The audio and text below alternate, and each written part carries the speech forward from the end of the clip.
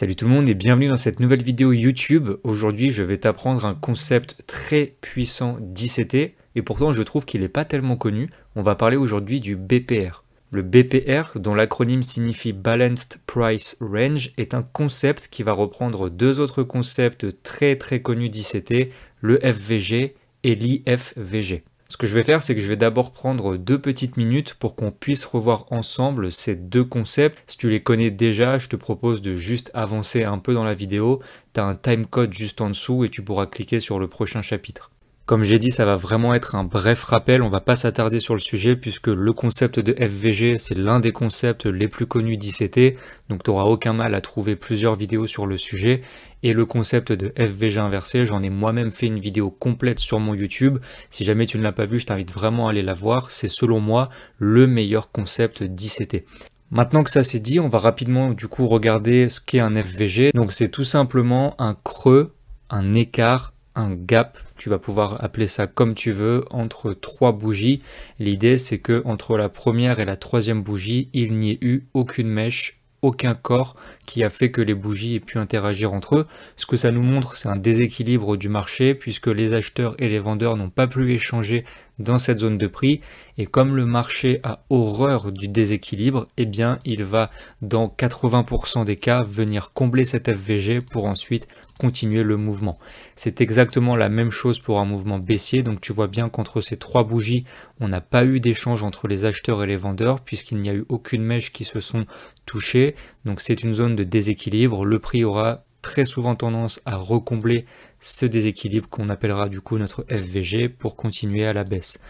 Le principe du FVG inversé, ça repose exactement sur la même chose, c'est-à-dire qu'on va créer un FVG, sauf que cette fois-ci, au lieu de s'en servir comme support ou comme résistance pour continuer à faire monter le prix, eh bien on va s'en servir comme cassure du FVG pour revenir, le retest et pouvoir faire un changement de tendance. Ce que ça nous montre, c'est que sur une courte période, les acheteurs ont eu la main avec une grosse impulsion et en revenant sur ce FVG, eh bien c'est les vendeurs qui ont pris la main en cassant cet FVG.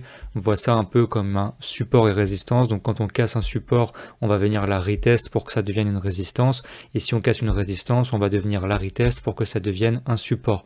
Même chose pour un schéma acheteur, au lieu que le prix réagisse à la baisse, eh bien il va réagir à la hausse en venant le casser, on prend le retest et on pourra directement prendre un achat. Le BPR sera donc une zone sur laquelle on va avoir à la fois un FVG classique et un FVG inversé. Donc par exemple ici j'ai cette FVG vendeur qui vient de se faire inverser.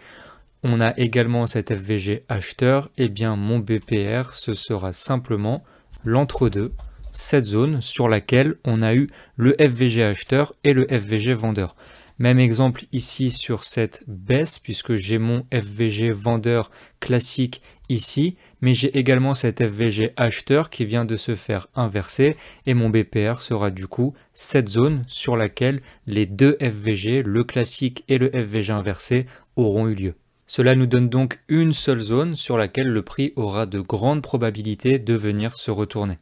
Allez, petite astuce avant de poursuivre, si jamais tu as du mal à repérer graphiquement les BPR, et je peux le comprendre, notamment si c'est un concept nouveau pour toi, tu vas pouvoir retrouver un indicateur totalement gratuit sur TradingView, tu auras juste à taper BPR, tu vas prendre celui de Trade for Up, et il va faire le travail à ta place. Lorsque tu auras un rectangle vert, tu auras un BPR acheteur, et lorsque tu auras un rectangle rouge, tu auras un BPR vendeur.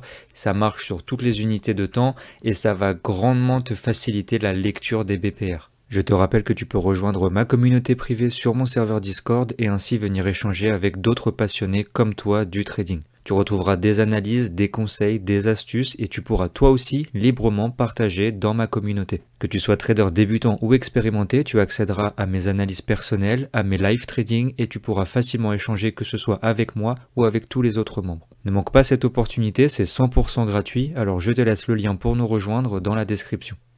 Personnellement, j'utilise le concept du BPR de deux façons. Premièrement, je vais pouvoir l'utiliser comme étant mon point d'entrée. Donc évidemment, ça va nécessiter une analyse complète. Donc par exemple, ici, je peux regarder la tendance de fond. Donc on est clairement sur une tendance de fond qui est baissière et je vais donc chercher uniquement à prendre des ventes. Par la suite, je peux regarder un point d'intérêt en plus haute unité de temps. Donc par exemple ici, j'ai ce bel order block qui vient d'être retesté sur le haut de la session asiatique. Une fois que j'ai fait ce type d'analyse, je vais pouvoir passer en plus petite unité de temps, donc par exemple sur du 5 minutes, et repérer un BPR pour me placer. Ce que je remarque ici, c'est que j'ai un très très beau BPR, puisque j'ai 7 FVG vendeur, 7 FVG acheteur qui vient de se faire inverser, et j'ai donc ma zone de BPR qui sera l'entre-deux, juste ici. Et je vais donc pouvoir me servir de cette zone du BPR comme point d'entrée pour prendre une vente. Donc je vais me placer directement au retest de celui-ci. Je peux mettre un stop loss au-dessus de la structure et par exemple viser le bas de la session asiatique pour un risk reward de 2,13.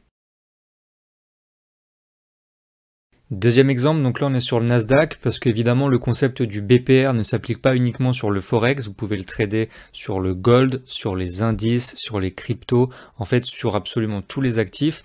Donc là pareil, je fais une petite analyse rapide, donc on voit clairement que la tendance de fond c'est une tendance haussière. Je remarque qu'on vient de prendre un point de liquidité super intéressant, donc le bas de la session de New York de la matinée. On a également cette petite zone qui peut nous servir comme étant un order block. Je vais pouvoir passer en plus petite unité de temps et chercher un point d'entrée.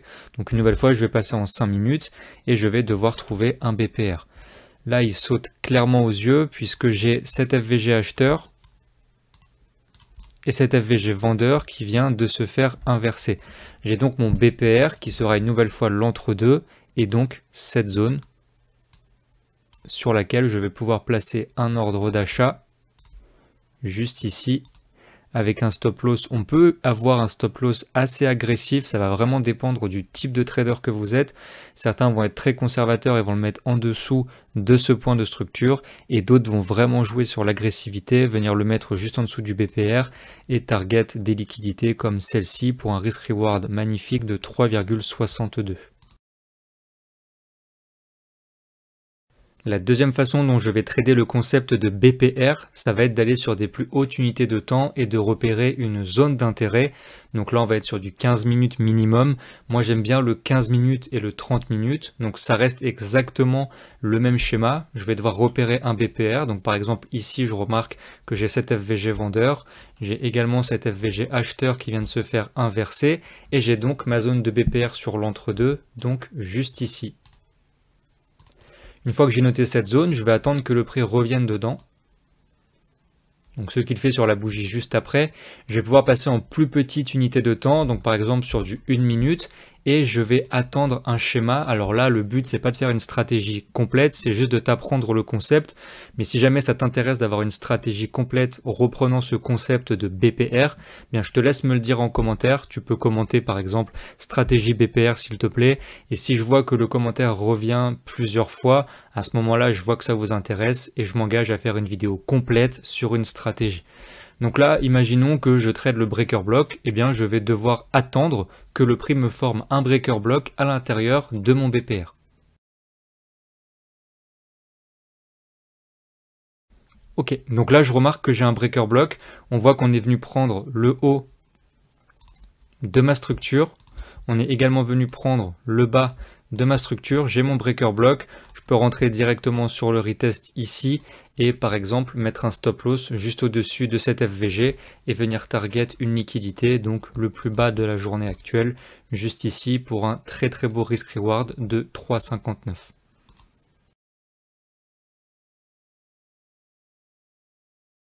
Allez, deuxième exemple, donc ici on est sur l'USD JPY, donc une paire qui est assez volatile sur la session asiatique puisqu'elle comporte du yen. Et c'est d'ailleurs pour ça que je me permets de trader la session asiatique. N'allez pas vous amuser à trader la session asiatique sur des paires qui ne comportent pas de yen. Donc là on a un très très beau BPR en 30 minutes. Donc on voit, hein, on a cet FVG vendeur qui vient de se former et on a cet FVG acheteur qui a été inversé. Je trace ma zone de BPR juste ici, donc je vais la noter et je vais attendre que le prix revienne dedans. Donc là, le prix est revenu. Ce qu'on remarque, c'est qu'il a rejeté, il n'a pas clôturé au-dessus. Attention, si votre bougie clôture au-dessus du BPR, celui-ci sera considéré comme invalide. Donc je vais pouvoir aller en 5 minutes et tenter de repérer un mouvement qui me permettra de prendre une position. Pour le moment, rien à signaler. Ok, là j'ai quelque chose de très intéressant. Pourquoi? Parce qu'en fait j'ai un BPR dans mon BPR. Je sais pas si vous allez le voir du premier coup d'œil. Si vous l'avez vu, honnêtement, félicitations, c'est que vous avez bien intégré le concept. En fait, je vais avoir ici un FVG vendeur qui vient de se former, et juste avant à ma gauche j'avais un FVG acheteur juste ici qui sera donc, on le voit hein, avec le changement de couleur, ma zone de BPR. J'ai donc mon point d'entrée parfait. Donc pour rappel, hein, c'était la première façon dont j'utilisais le BPR. Donc là, c'est un peu un concept qu'on peut appeler de poupée russe. Donc on prend un BPR 30 minutes et on prend un BPR 5 minutes. Et donc là, ça me permet de prendre une vente directement sur le BPR. Je vais pouvoir mettre un stop loss au-dessus du point de structure juste ici. Et par exemple, target, si on est vraiment des traders qui aiment les gros risques reward, on peut venir target le bas de la session asiatique et on va voir ce que ça donne. Et comme on peut le voir, c'était un très beau TP avec un risk reward de 5,48. Donc le concept de BPR, comme tu l'as vu, il y a vraiment deux façons de l'utiliser, mais en fait, tu peux te retrouver à combiner les deux façons pour encore plus augmenter tes taux de probabilité de retournement. Avant de terminer la vidéo, je tiens quand même à reprévenir qu'il sera inutile de se baser uniquement sur un BPR pour prendre une position. Je vois encore beaucoup trop de traders qui vont prendre des positions en se basant sur un seul concept. On ne va pas rentrer sur tous les BPR, tout comme on ne va pas rentrer sur tous les order blocks, sur tous les FVG. Il va nous falloir une stratégie complète qui va reprendre plusieurs concepts combinés ensemble. Comme je l'ai dit dans la vidéo, si jamais tu veux que je fasse une vidéo complète sur une stratégie avec comme concept principal le BPR, je te laisse me le dire dans les commentaires de cette vidéo.